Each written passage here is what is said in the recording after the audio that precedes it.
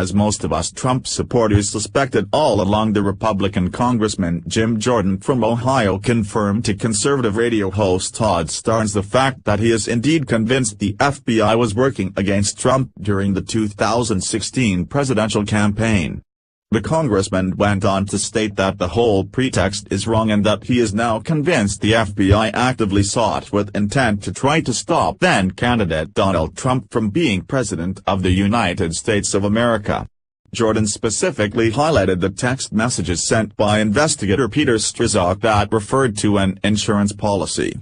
Of course, he is referring to the now infamous text messages which Strzok sent to his mistress, FBI lawyer Lisa Page, where he states that there's no way Trump will be elected but is afraid and they can't take that risk.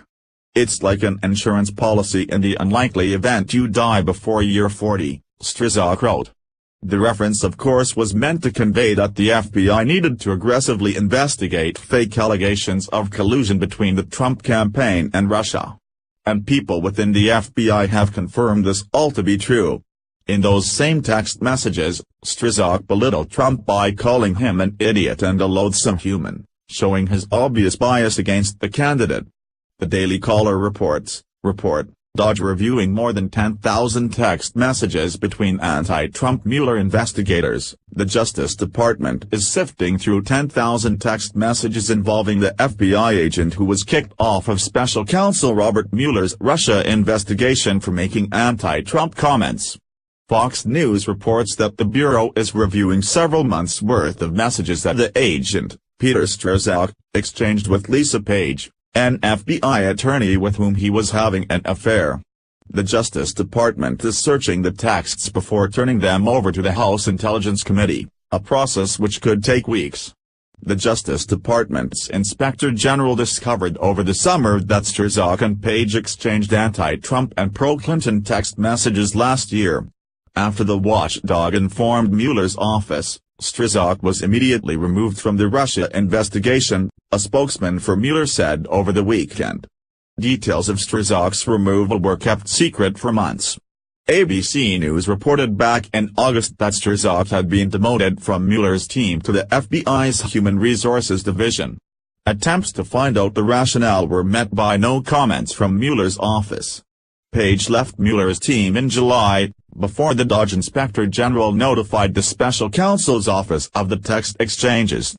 Strzok's political leanings are significant because of his central importance to FBI's investigation of possible Trump campaign collusion as well as of Hillary Clinton's use of a private email system. As the FBI's number 2 counterintelligence official, Strzok was tapped at the end of July 2016 to oversee the Russia investigation. He was also a top investigator on the email probe. He interviewed Hillary Clinton and several of her top aides last year about Clinton's email server, which contained thousands of classified documents.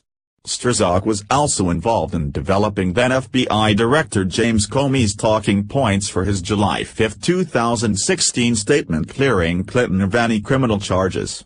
As part of the Russia investigation, Strzok conducted the January 24 interview with then National Security Advisor Michael Flynn. The retired lieutenant general pleaded guilty last Friday to lying to the FBI during that interview about his conversations with Russia's ambassador, Sergei Kislyak. In contrast, Clinton aides Huma Abedin and Cheryl Mills appear to have given contradictory statements about their knowledge of Clinton's server during their interviews with Strzok. They faced no legal ramifications, though. The House Intelligence Committee is particularly interested in finding out details about Strzok's role in handling the infamous Steele dossier. Republicans on the panel are trying to find out whether the FBI used the dossier to obtain surveillance warrants against Trump campaign members. Trump and his campaign associates have denied allegations made against them in the dossier, which was financed by the Clinton campaign and DNC. Can someone out there please explain to me how someone sends 10K text messages to one person? Or even multiple people? No wonder the FBI is always led to the party, they are all too busy texting each other to get any work done. That being said, it's obvious by now that the FBI has turned into a rogue organization working for the deep state.